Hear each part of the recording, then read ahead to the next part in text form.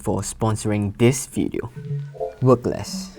Just by saying it, we might have negative feelings about these two words, and we think it's for lazy people. But is it? Maybe. It's just a standard our current society wants us to feel. But let me tell you, work less can be something that can help us with our productivity. Recently, I've read an article by Leo Babauta, the man behind the website Zen Habits, and that got me inspired to make this video. So before we continue to talk more about working less, we have to identify two groups of people: the hustle hard squad and the procrastinating peeps. You might wonder, why are we splitting into these two camps of people? Because work less can bring the balance between these two, and how it's perceived and executed differs between these two different scenarios. So let us start with the first, which is hustle hard. Nothing alien to us. If you are a self-development junkie like me, your social media might be covered with Gary Vee yelling at your face, or ads telling you that you need a Lamborghini. Wait, am I watching the right video? Hustle culture has become something that ingrained in our minds. If you want to get rich, hustle hard. If you want to score well, hustle hard. If you don't know what you want in life, hustle hard. Speaking up to this point, you might think that I'm someone who is against the hustle culture. I mean, part of it is true, but I too believe that hard work is needed for us to achieve whatever we want to accomplish in life. But what we want in our life varies from you and me. So instead of hustling for the sake of hustling, we need to have a clear purpose in our mind why we are doing it. Hustle intentionally. However, that's when our solutions become another problem. Sometimes, when our purpose is so clear in our minds, the harder we work. Because in order to achieve our goals in this competitive world, we have to work when others aren't. We sacrifice the time we could have spent with our loved ones and ourselves to complete a never-ending to-do list. Even if we have some free time, we dedicate it to our work as well.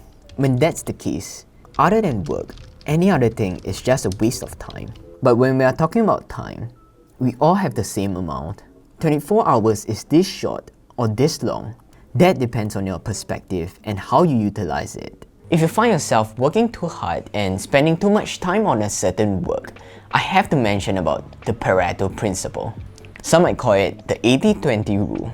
Instead of saying this is a rule, I'll say it's more of an observation stating that 80% of an outcome is resulted from 20% of the cost. For example, 80% of the company's sales come from 20% of the customers. 20% of your clothes are worn 80% of the time. 80% of the results are because of the 20% of effort. Of course, these are just an estimate, but what we can learn from this is there will always be diminishing returns, because the next 80% of effort might only give you another 20% of additional result. I know this could be hard if you are a perfectionist, but we all have to accept that nothing is perfect. Sacrificing more time and effort does not always give you the perfect result. So why not mark this task as complete, or appreciate what you have completed and enjoy the rest of your day? What Leo suggested in his article is to ask yourself, if you only have 1 hour to work today, how would you utilize it? I know it's almost impossible for us to complete anything with this limited amount of time. But that's when we can squeeze our brain and identify what's truly crucial for us to complete on that day. And poof, you have your intentional goals set for the day. Of course, it doesn't mean we can only work for 1 hour, but once we have completed today's goal, it's something to be celebrated with some free time. And now question yourself, if you only have 2 hours of free time, what will you spend your time on other than work? The best way for us to recharge our batteries is by taking a short nap or taking a stroll. Knowing when to stop our work at the right time allows us to have some time to rest and also promotes creativity. I can tell you, nothing is more unproductive than a burnout mind. Don't have the misconception that resting is a waste of time and you are not moving forward. The fact is, our subconscious mind is thinking and solving problems concurrently when we are resting. Being fortunate enough to work on what you love is a blessing. So whether if you are working on what you love or providing food on the table for your family, at the end of the day, work is part of life, but it shouldn't be one that represents our life. We still need some time out of it. Okay, after speaking so much about hustle hard, Now, it's time for my procrastination peeps. You know who you are, and let me tell you, I'm part of this group. People who easily get tempted by distractions. Procrastinate when things seem tough, and deadlines are our driving force. If there's no deadline to complete a task, we will take forever to do it. Finding different escapism, just so we can work on things that are easy first, and then work hard only when the deadline is near, and end up spending more time than what we need. That's how I was when I was in design school, procrastinating way too much at the start and rushing all the way at the end. That explains my results. In this case, work less might seem counterintuitive. You might think, I'm already working less. What is this guy talking about? That might be true. Procrastinating might make us work less. But now, let us work less with the intention of achieving more. Being intentional is never about less for the sake of less.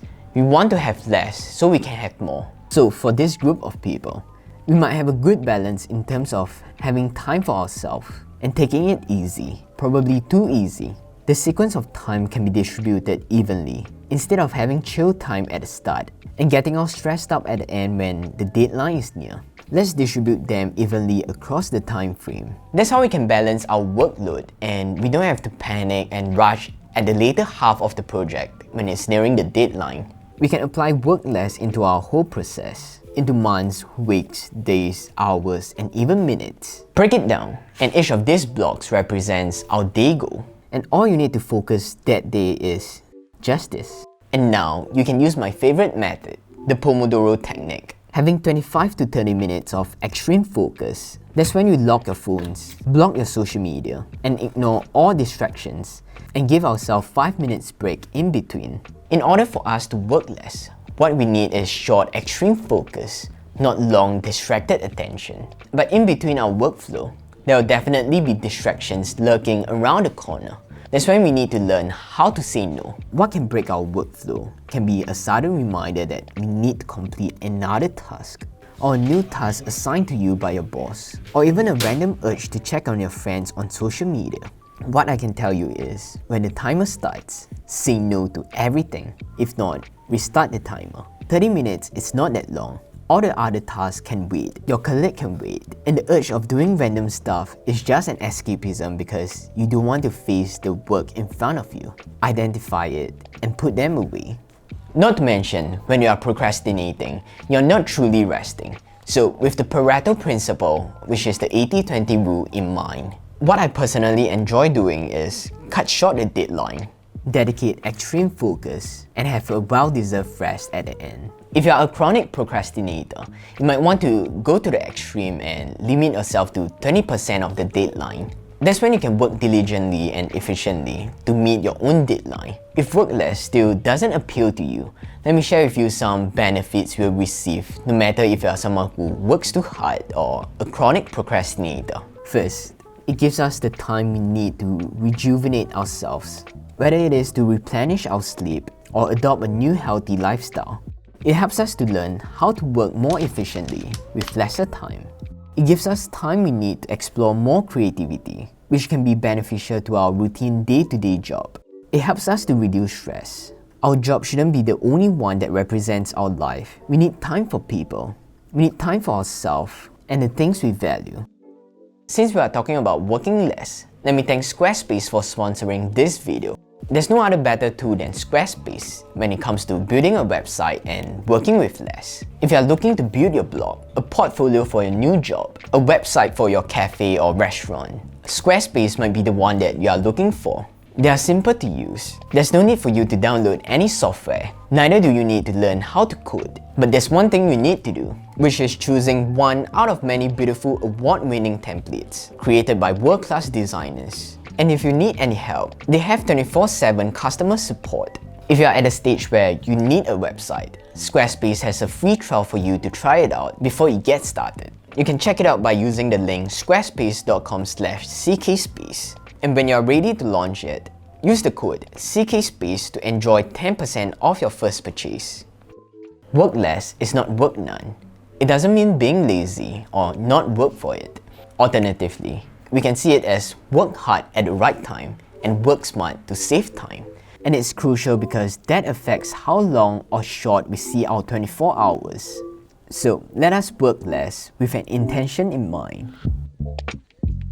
So that's all I have for you guys. If you are waiting for my decluttering video part 2, it will be out soon, really soon, maybe the start of December. I'm still finding time for me to work on it. And if you are new here, I make videos on minimalism and self-development. I don't know when's the next time YouTube will recommend my video to you guys. So that will help a lot if you can help me with the like button or subscribe to this channel. Thanks for watching this, and I shall see you guys again next week.